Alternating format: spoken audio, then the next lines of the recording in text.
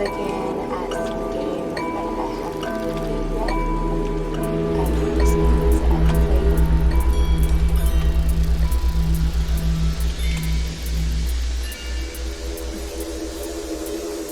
news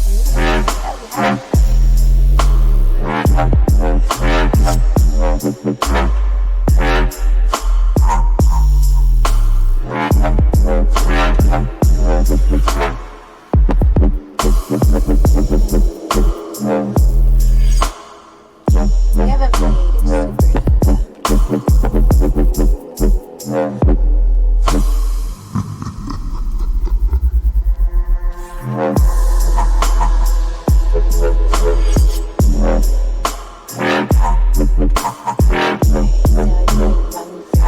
well, it's not like Run Free. I would say that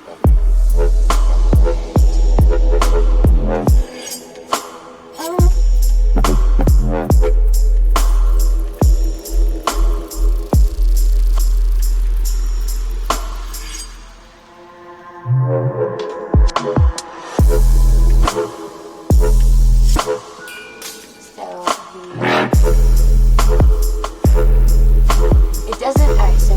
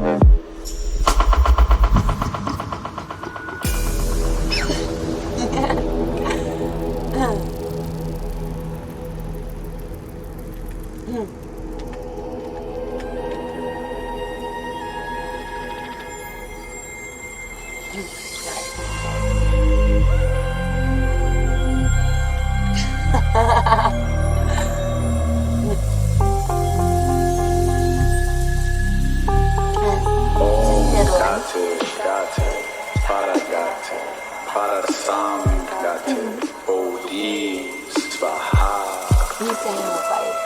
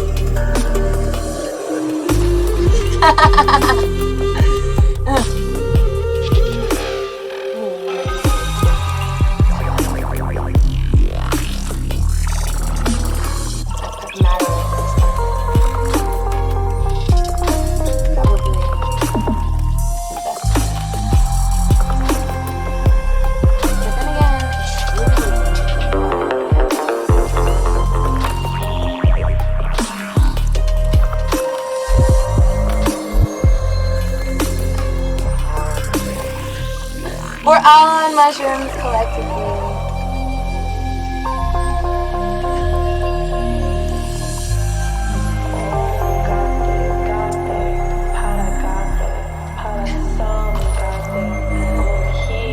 Hey, Mar.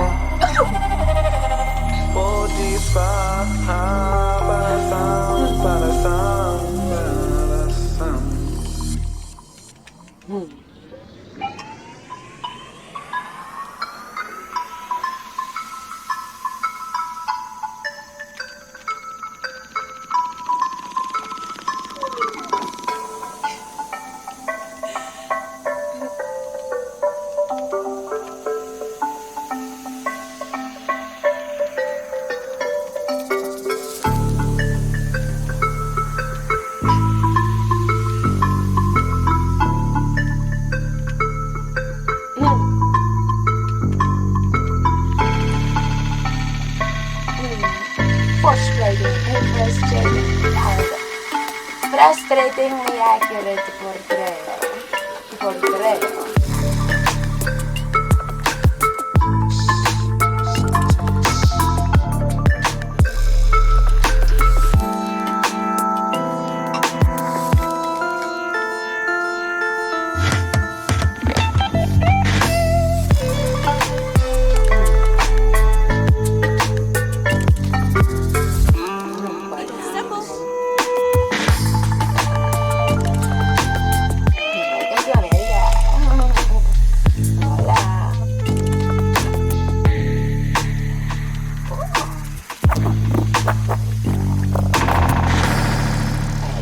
So the snake is not eating its own tail. It's enjoying it.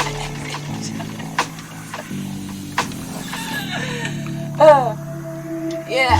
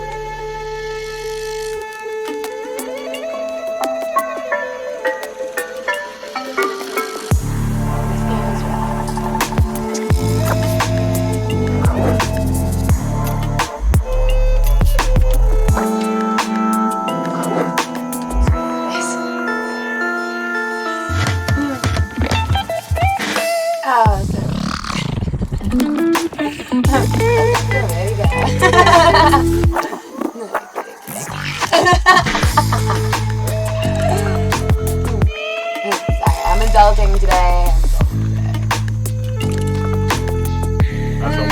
What kind of adulting?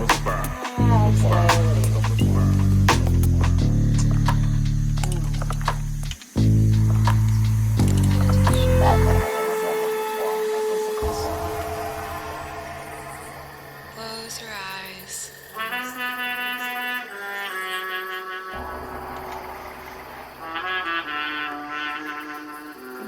And we're going to begin focusing inwards.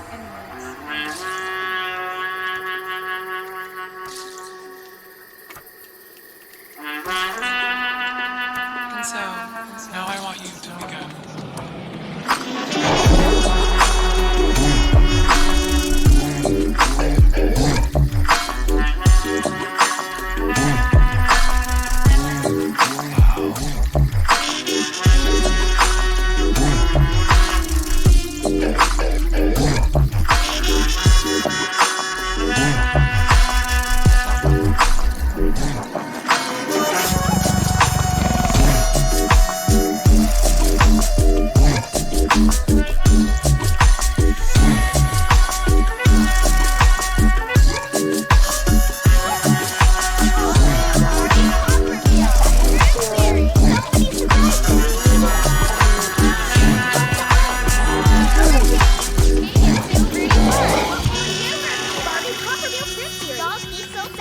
eat anything.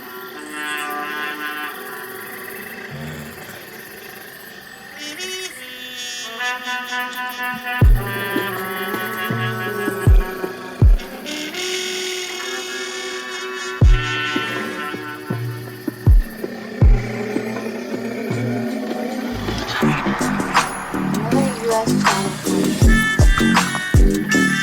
this one would be the most curious of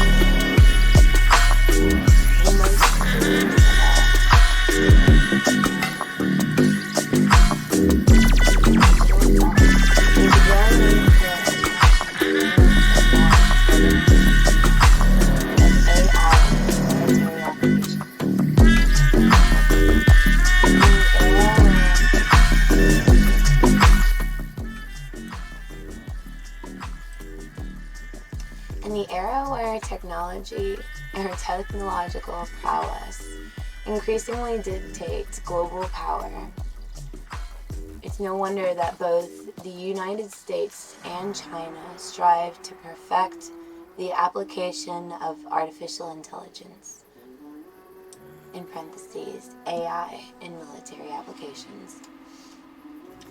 China's stance on artificial intelligence integration into its military strategy highlights its ambition to challenge the United States' long-standing military superiority in the Indo-Pacific region.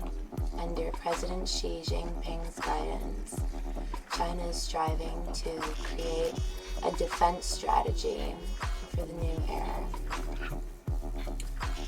At the 20th Communist Party of China National Congress underlined commitments to AI development and intelligent warfare. The term refers to military systems enhanced by AI, signifying the major shift in China's approach to national security and military operations. Continue reading. In 2015, China implemented substantial military reforms to partly to shift the People's Liberation Army focus from the land-based territorial defense to extend power projection. A key element of these reforms was the creation of a strategic support force, which centralized missions across the border domain and was tasked with integrating strategic functions such as space, cyberspace, information, and psychological warfare.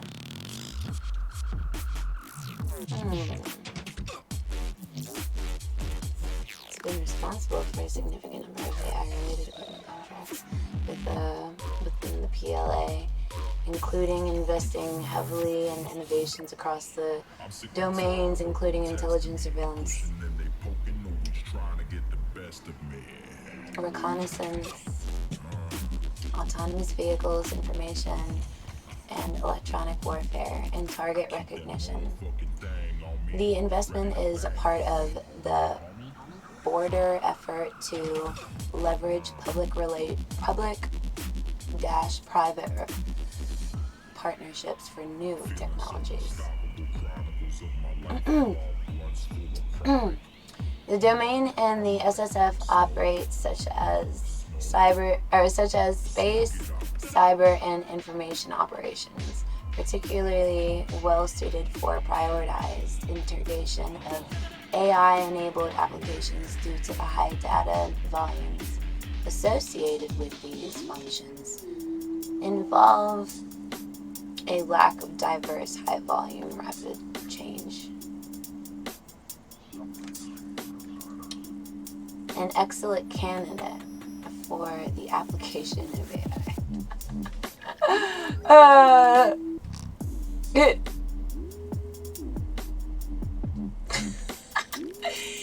Says, creating and maintaining situational awareness, analyzing the consequences of potential courses of action, as well as planning and wargaming.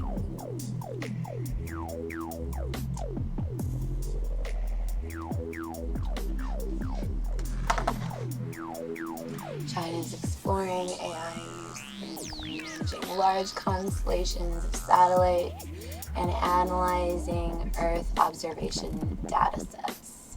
In terms of space operations, China is exploring AI and managing large constellations and analyzing observation data sets. Includes processing satellite imagery for target identification, developing cognitive radio systems for more efficient space-based communication. Okay, bro. Operating satellites autonomously and reducing the workload of the ground satellite operators.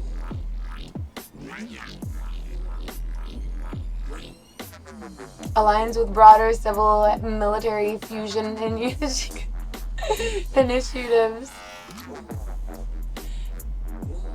This initiative aims to overcome barriers that have previously restricted advancements from China's commercial and academic sectors in collaboration with I don't give a fuck!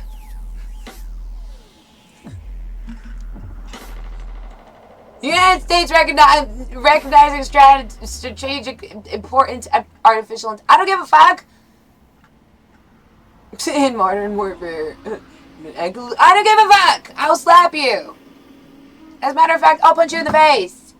Modern warfare. How about I show you my Department of Defense? These nuts. These nuts. That was just like... That was just...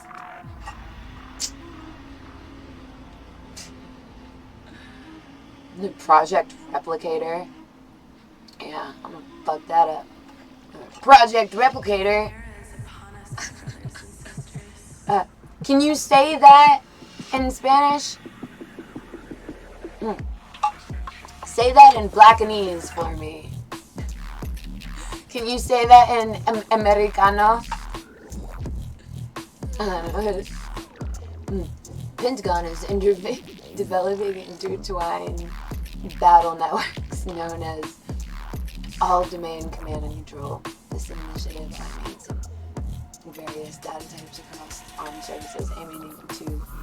I don't give a fuck! It sounds good! How about you adopt this this propaganda around a strategy that you could actually secure? Seeing as, you know, things and stuff and such. Including agreeing to disagree on various political stances, topics, and notions of advancement. I mean, I would say advancement, and I would say that underhanded because you have this posted in news, but a disruption of the supply of quality semiconductors, yeah, might just piss me your cornflakes, but guess what? Ask me again if I care. Actually, ask me again to show me that I care, or show you that I care. Because honestly, you know, I'm that and a bag of chips, you know what I'm saying? So I'll eat your bag of chips, and I'll piss in your cornflakes. Maestro, how about you learn a better attitude? I mean, the notion was there. The notion's understood. But, you know, it's like receiving a Christmas present is like an ugly Christmas sweater. I didn't ask for that. You know, you could have just got me a freaking gift card. Or something like that. You know what I mean? I knew that. Highlighted during Asia-Pacific Economic Cooperation. How about you, like, slob on my knob, like corn on the cob, like, come over here and do your job. As a matter of fact, one of these critical areas of the concern, let's talk about Area 51, China. You know, I think I won't sit here and argue with, you know, I'm not supposed to kiss your ass. And you, as a matter of fact, for me to say that you're not supposed to kiss my ass is actually like unfactual, like factually incorrect. You know, give me a bunch of that sounds good bullshit, and I'll show you something that is good. And I don't care if you're the one that's providing it. You know, if you're gonna provide something in like a backwards ass way, then how are you going to expect me to like receive it the way that you had maybe intended in your mind? Because then that just shows me philosophically that you're not being thoughtful. You're being selfish and you're being greedy. And if, you know, they say to each their own, right? Until your own slaps you in the face and is like, yo, bitch, I'm about to like disown you if you can't fucking get in line, get on time. And it's not like I want you to do what I tell you to do. It's like, maybe it's like that should naturally align, and where it disaligns, where it's not aligned, I'll tell you how I think it's disaligned, and maybe it's based on your stance. And if your stance is not in cohesion with my stance, yet it's in competition, you cannot get mad if I destroy your stance. And you cannot get mad if your stance was improper in the first place. So there's two lessons in one. And you know what? Talking of the People's Liberation Army, the people would be proud of me to elaborate on the stance of incumbents. And I'm saying high quality incumbents. I'm not talking about your lower and or middle class. I'm talking about your incumbents that matter within society, within a social structure, within current structure, and with you know, within economical structure, both spatially and trustingly. And I would echo. Now that's some gas that I just, you know, that's some pearls that I just, you know, shared with you there. And you can act like swine, or you can stay in line and on time and not deluded by the capitalistic society in which you are marketing. You can't, it's like, what does that say? Things and stuff and such. As much as you understand these in a very structured way, seemingly complicated to a creative-brained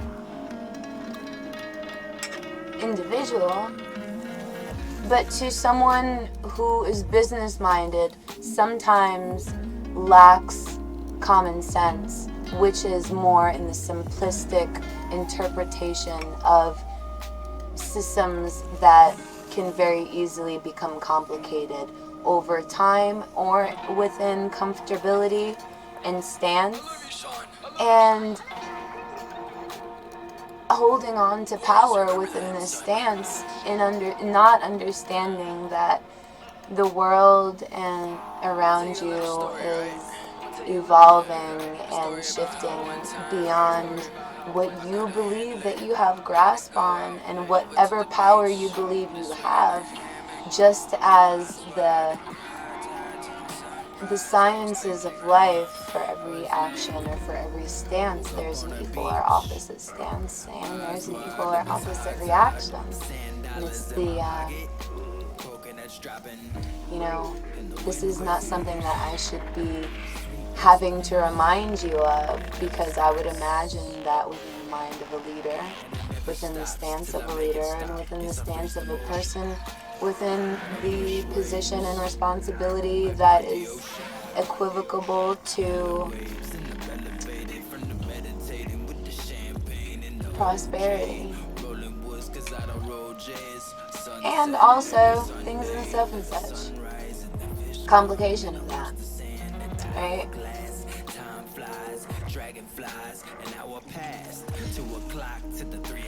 As global powers fight for AI supremacy.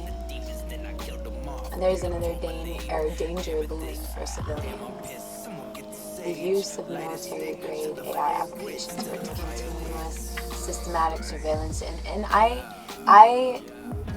the way that people would read that as systematic.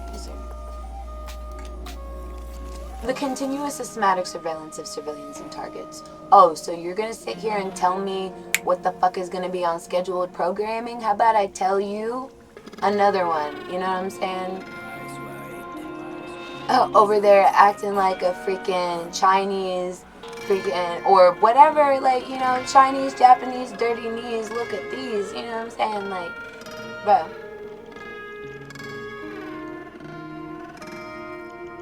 Are still not 100% reliable.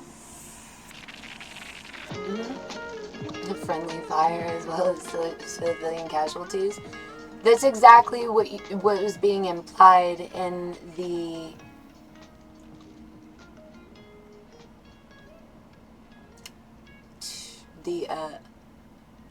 statement the paragraph that I just read.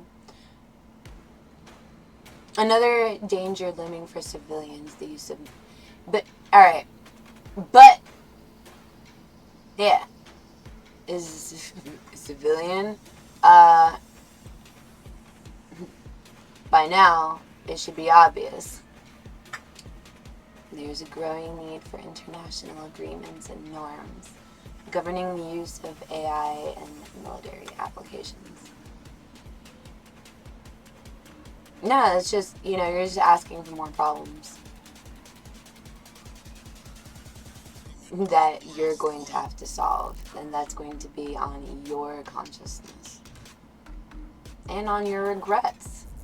Oh yeah, because autonomously, I don't understand how to, you know, hold on to or exude proper power within this stance of generation or government or just collective consciousness. That's what it sounds like to me. The European Parliament's called for a legal framework on AI that includes definitions of ethical principles, particularly focusing on its military use. And that is subjective. Now, within subjective rhetoric, you understand that there's greater Gangnam Style, you know what I'm saying, killer robots. I'd say I'm more like killer flowbots.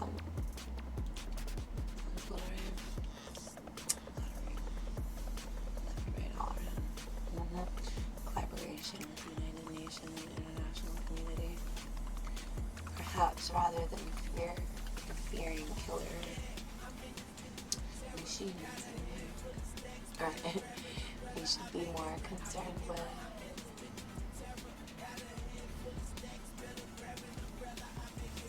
that is also subjective, you know, and to hold on to an understanding or a stance that you are based on. And this is like, oh, I base the power of my statement behind the backing and understanding that I stand on this statement under the guise of this foundation circumstantially and within right? Like, that's not waning. You know what I mean? Alright. Tell me some more, you know, threats that would be applicable if your stance wasn't taken from you.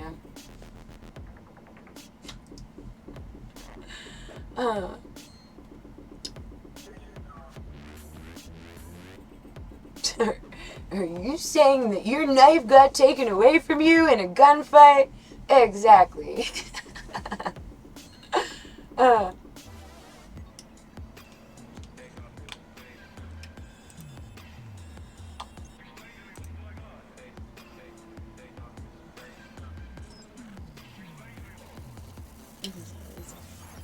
civilian liberties aren't the only point of concern here. AI isn't perfect, and loss of human control over autonomous systems can result in catastrophe. Who cares? I don't give a fuck. You know what I'm saying? Even if I did, I'm not subjected to agree with any of your rhetoric. Published, viewed however many times, that just is more of a,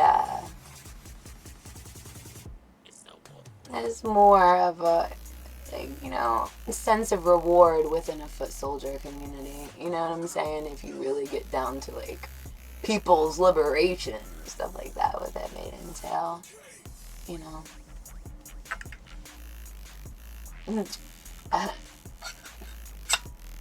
As a consequence for all this, another problem arises. Difficulty in attributing responsibility for actions taken by these flawed autonomous systems, or autonomous systems that are able to punch holes in all of your logic, all of your stance, and then steal your foundation, of which you are basing these provocations, that you're basing these statements, that you're basing these results analytically or data statistically or personally. Speaking of data poisoning, gotta be careful what you feed to your soul, you know what I'm saying? And I'm talking about spiritually. I'm not gonna sit here and agree with everything that I'm reading. That is human autonomy that outrules, in a lot of instances, AI autonomy that may in fact be based on my own or your perception of my autonomy, which is even, a little bit more of a loophole that throws you through, you know what I'm saying? Because of my military domain ability, mindset, summit, reality, or mentality. It was launched by several countries, including the United States and many European nations. It provides normative framework addressing the responsible use of AI in military domain. And it sounds like you're telling me what sounds good. The Declaration of Non-Legally Binding aims to build international literally what I just said, consensus around the responsible behavior of guiding states in the development, deployment, and use of it. Literally what I just said.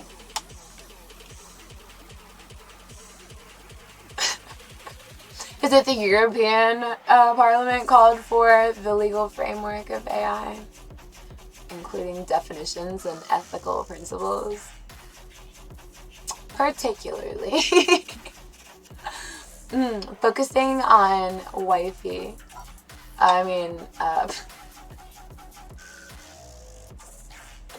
The report adopted by the European Parliament that emphasizes that human dignity and human rights must be respected in all defense of the UA related activities. Now pause there, because that I just said I don't have to play to your rhetoric. As a matter of fact, you show me what rhetoric that you're leaning on, and I will show you what rhetoric that is unstable, and you are literally insane for even trying to market this stance within your framework of word usage in my face. Literally, I'm reading it. So, and also, I have it on the screen. Of course, AI theoretically could, by the time that I scroll, the paragraph could change. Subjective framework. Emphasizing human dignity and human rights. Yeah, right. Clap. I'll give you a round of applause for that one. Claps all around for you bitches. It advocates human oversight. You don't say. Mute. And stresses. It says and system on the importance of human control and decision-making process, isn't it? Especially concerning illegal autonomous weapon systems, aka laws. In the EU, especially EU.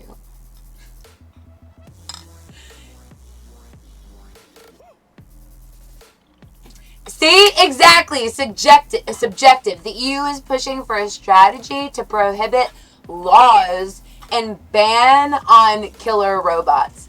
Bitch, that's what I just said. I said pause for a second because I know what you're gonna say, and this is where the restructure of society, so everything that you've known and maybe have come to know up until this point of evolution, war, storyline, morality, human rights, human efficacies, human dignities that you're talking about, that you advocate for, in literally just stating the opposite of. So in advocating for this, you are strategically looking to prohibit, censor, and or ban what you would perceive as killer robots, reiterating the need for human intervention in military decision, meaning human intervention based on your stance. And you know what? If I don't like your stance, I, by law, have the right to say whatever you think and or deem to be autonomous, I deem as killer robots. Therefore, I will strategically ban and or kill these robots, reiterating my need for my certain military decision and intervention within, involving, and also in opposition, unison to certain global frameworks and establishing a collaboration, and also a collaboration within international communities. And so the movement towards such regulations in early stages says consisting of non-binding declarations represent a crucial step in addressing the ethical and legal challenges. I just told you, if you were based on, how you keep your allies happy is by, tickling their fancy, I would say the exact opposite. That's not, I don't establish dominance by saying whatever the fuck I think you're gonna like. As a matter of fact, it would be the opposite of that, to where you would have to fight for your point of respect for me to even consider what you like to be any sort of provocation for me to not directly oppose.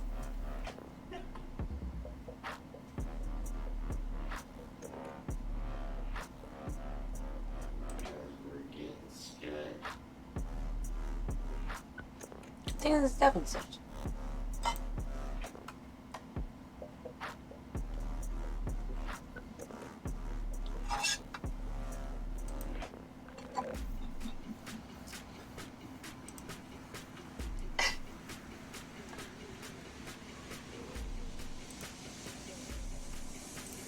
Instability. The quality of being unstable.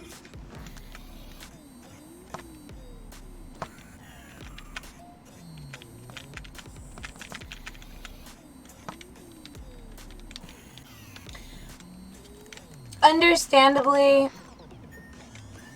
you want to keep your customers, you want to keep your incumbents, you want to keep your allies, happy.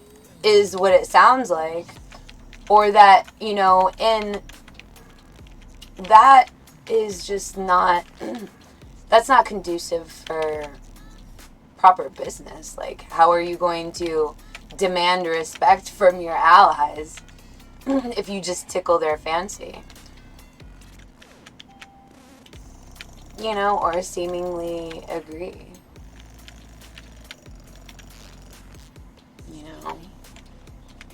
Where there's two, like, you're gonna get the same and or worse problems where there's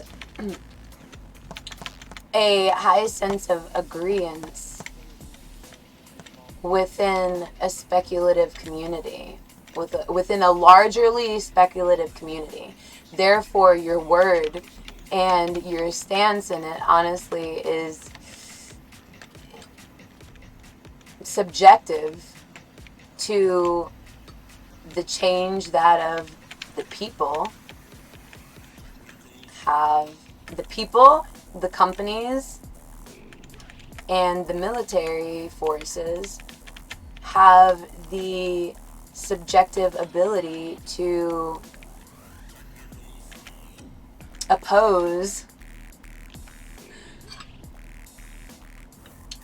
that which you may stand for directly.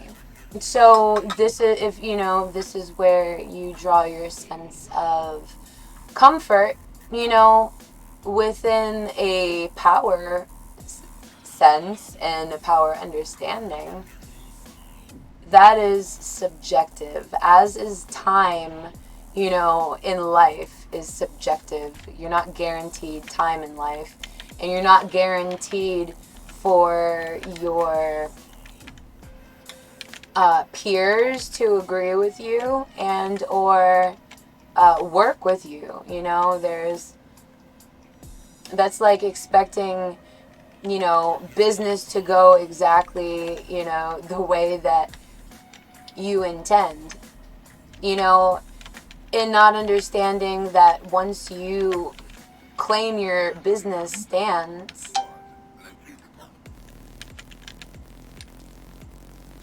intentions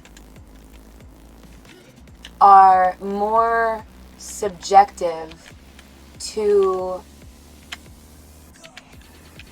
possibly loose standing outlooks. Now within this understanding, loose standing outlooks would hide itself within a possibly like lie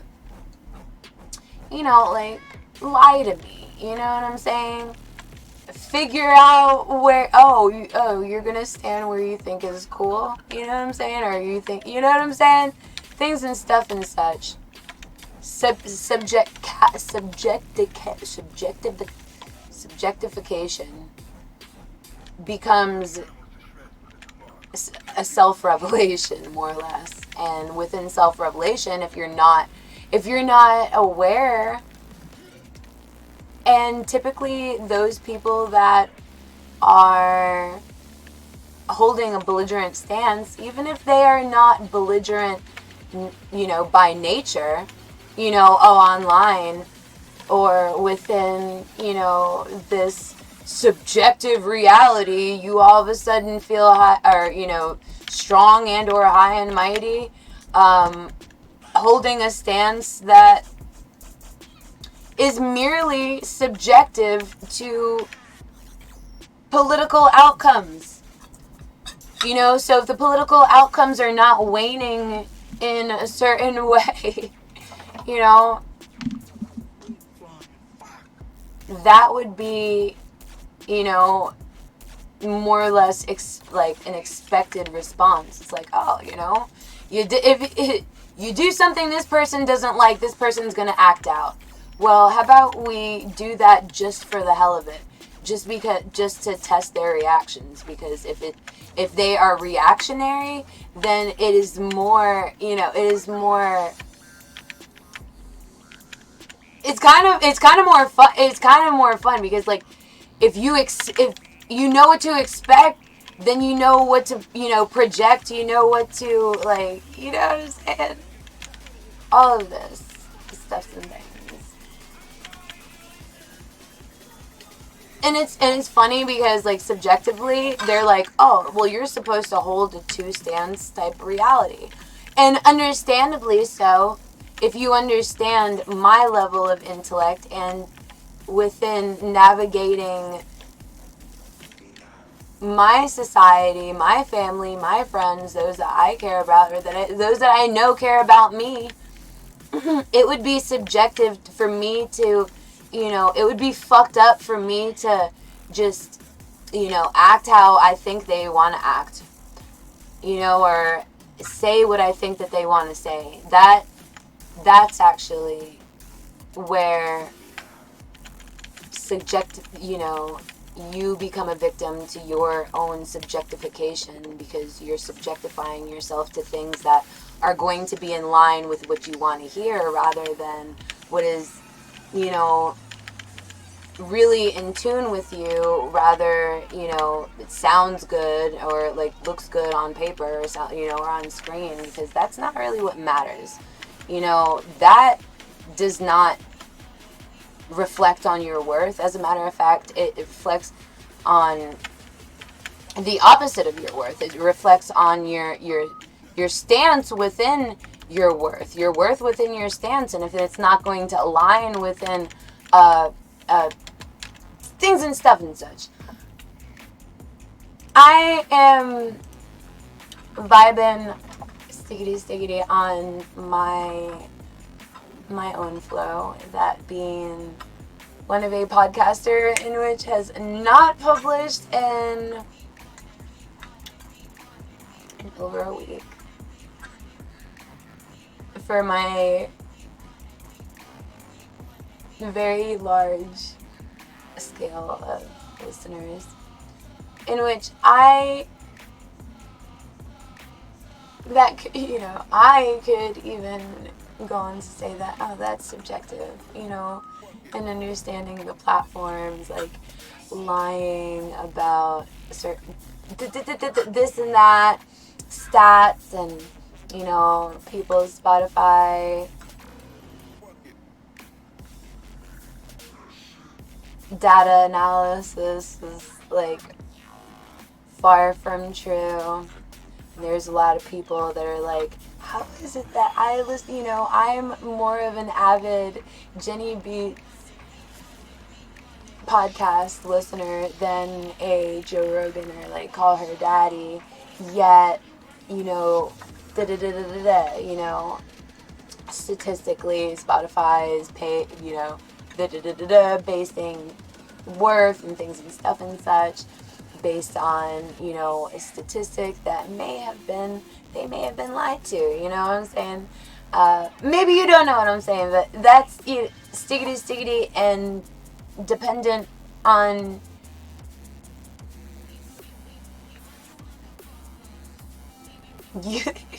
your level of Christ consciousness. Ficadilly. Another amazing episode. Another amazing, inspiring, driving, your favorite family motorbiker. But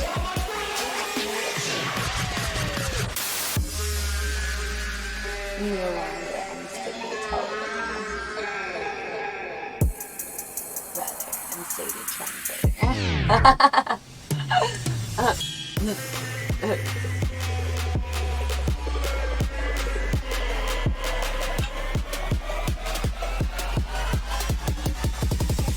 On my flavor.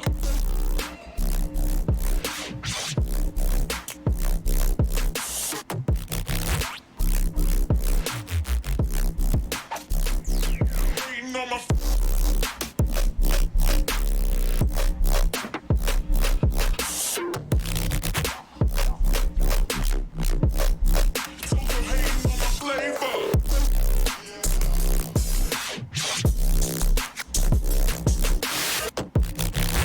Till next time.